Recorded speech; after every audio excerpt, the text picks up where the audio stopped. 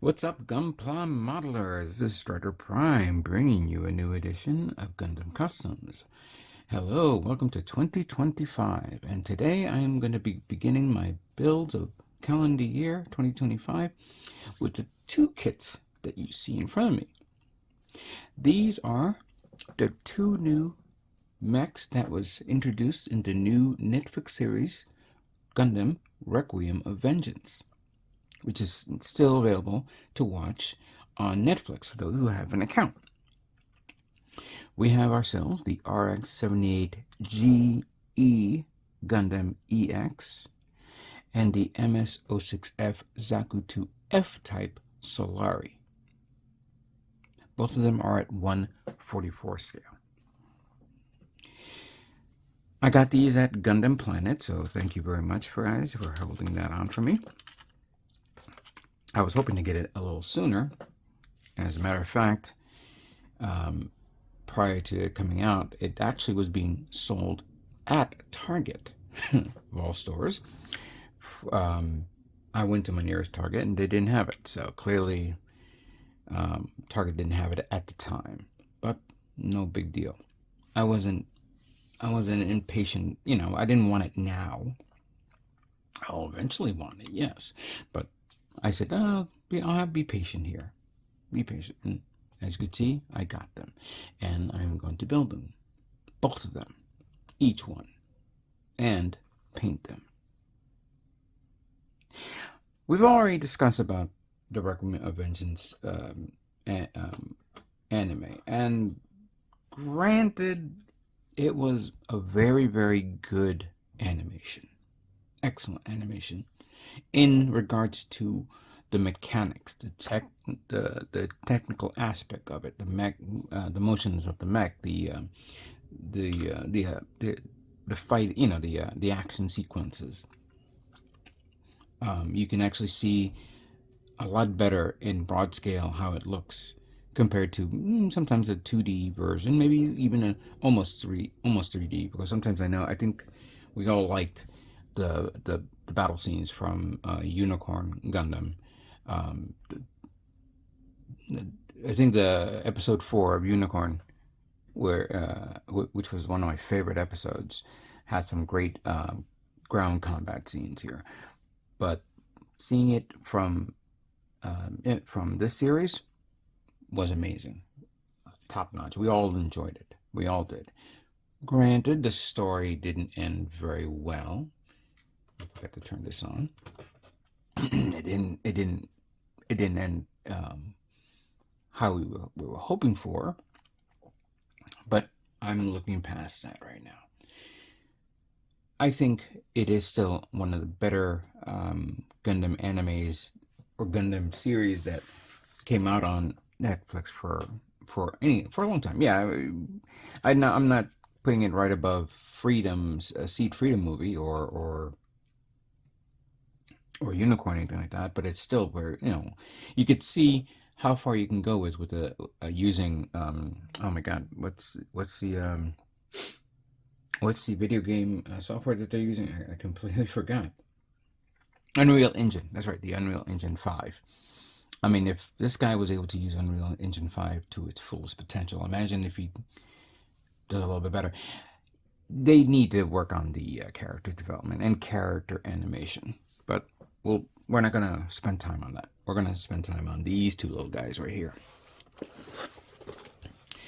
Now, I remember when I first saw this, I have to say, this is a weird looking RX-78 I mean, it feels like it needs more armor. It really does. It has 3 different markings for the eyes, which is kind of neat to see something like that.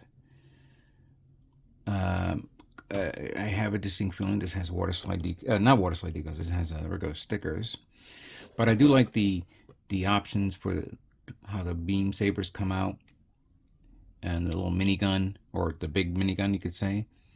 I don't remember seeing it. I don't remember in the anime. I don't have to call it anime. I'm sorry. If he had head Vulcans, maybe he did, and I didn't notice it because I always remember like how big that is. But still, this is a very good mech in how it looks, and very, very menacing.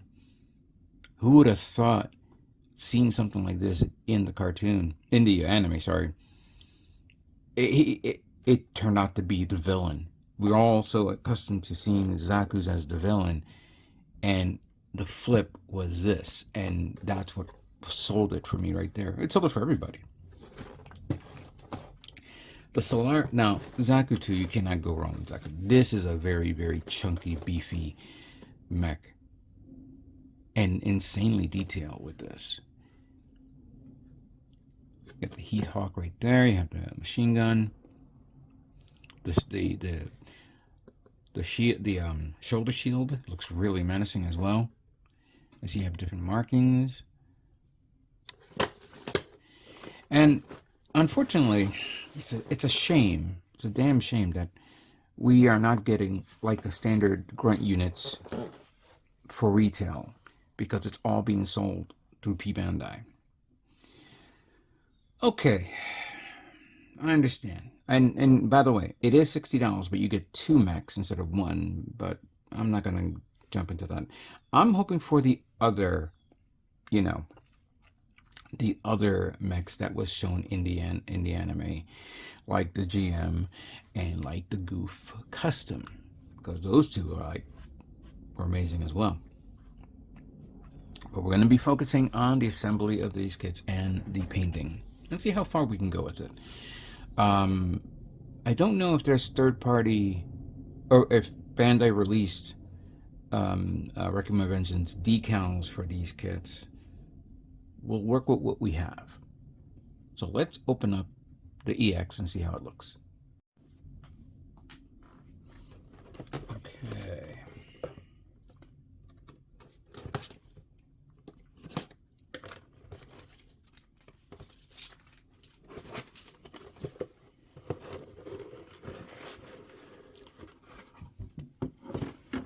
I'm sorry for being late at the party with this type of kits, but better late than never. There's a dark grayish tone color for the inner frame. We have a lighter grayish tone. Oops, sorry. We have the stickers and the eyes right there. Ooh, that's a nice russet color. Ooh, and that is, yikes, stickers. We have to use a lot of masking tape to paint that yellow, that's for certain. There's some stickers here. The beam saber effect parts. The shield, the feet, part of the leg right there. I'm assuming this is a torso in a frame.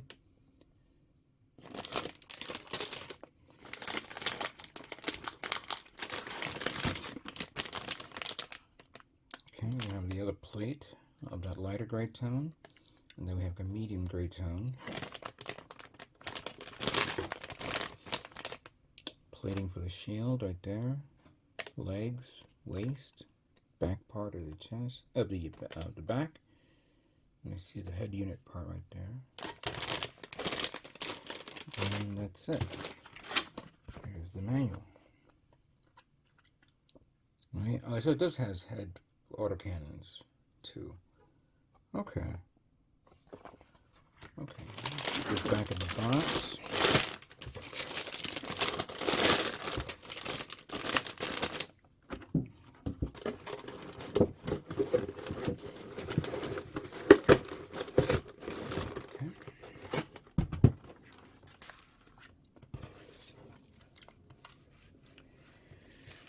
Let's see here.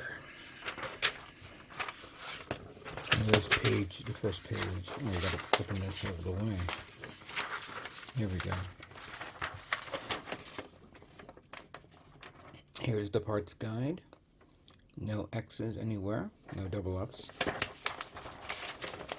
And then we have the assembly of the torso. Interesting. Torso is almost like an inner frame. head unit, of course, is no inner frame, and you have 3 different eyes to apply. Weird. Very weird.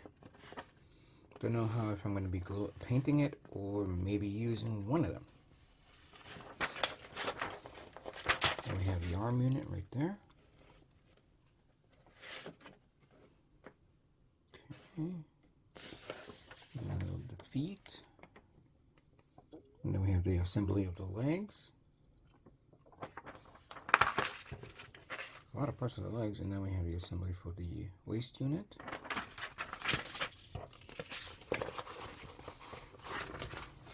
Going into this page. And then we have final assembly, the backpack,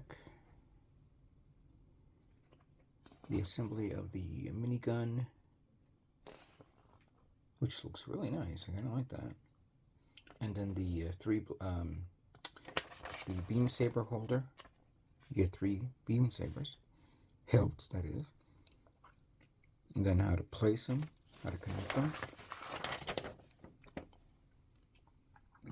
And then the final part is the beam the beam rifle, and the shield. And here it is, with the color guide. We'll talk about the color guide later. Let's review the Solaris.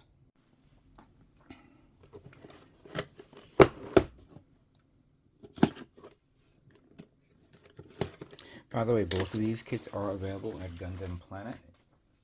If they're still in stock, I suggest you go and get it. I'll post a link down below if anybody's interested in getting these kits.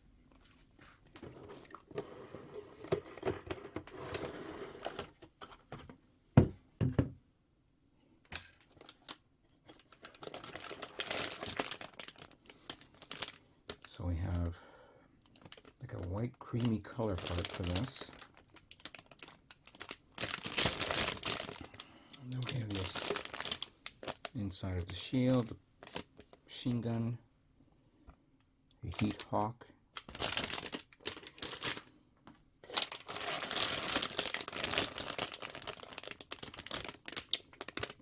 Oh wow, so there's some of these unusual stickers, but it has a camo-like pattern type thing that goes right over it. So it's kind of like, how can I say it? Like you're applying the faded or the dirt look on each of the parts using these stickers. Or is it the stickers bad? There's a lot of Zimmerman. Oh wow, that's Zimmerman right there. Yeah. For those of you who don't know what Zimmerman is, what was applied onto armor during World War II. It's like a little weird little bumps in a row type setup, and it's meant to because back then there were like these sticky people were using sticky grenades or magnet grenades to attach to tanks, but if there's not a flat surface, it won't work. So this one is similar to that. That's what I'm guessing. Beautiful brown color parts for the for this. And instead of oh wow, so it's a navy blue, like a dark navy blue. That's great. Then we have the blood red color, almost similar to the EX. And then we have all the parts of the armor and legs and arms right there. More of the okay. Very interesting. Oh, you get a separate page for this. I guess it was a mistake and they forgot to put it. Let me keep this out.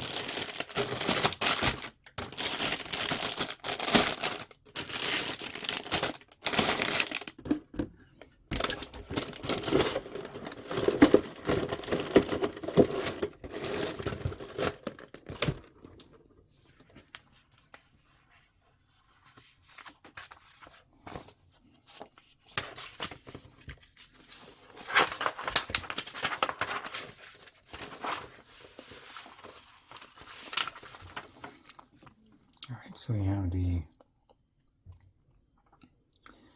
all the parts that mix up the Solaris. And then according to this, I guess it was missing something, which is almost identical, I don't know. Please note that the shape and C1 parts are partially different from the assembly drawings to improve ease of assembly. Okay, so I guess that's what it means. But we have the assembly of the torso, the main body. Then we have the assembly of the head unit, the arms, the shoulder plate. So this is the right arm. Now this is the assembly of the left arm, and then the shield buckler, or the spike shield, spike shoulders. Sorry, spike shoulders. Then we have the assembly of the legs, both left and right leg, right there. The umbilicals, and then the waist unit, and then the machine gun. The heat hawk is already assembled, so you just need to put it on or where you want to store it. And then the rocket launchers, the what do you call it? Yeah, the rocket launcher, or the missile launchers. I don't know if it's either rockets or it's rockets. It's right, because there's no such thing as missiles in Universal Century. And there it is, how it looks. And then we have the color guide to making this kit.